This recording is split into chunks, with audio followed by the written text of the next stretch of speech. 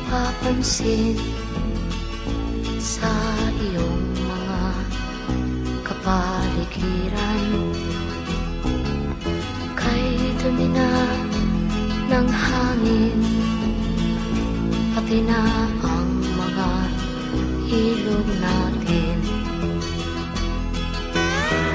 Hindi na masama ang pag-unlad, at malayo-layo na rin ang ating narating. Ngunit masdan mo ang tubig sa dagat, dati kulay asul, ngayon'y naging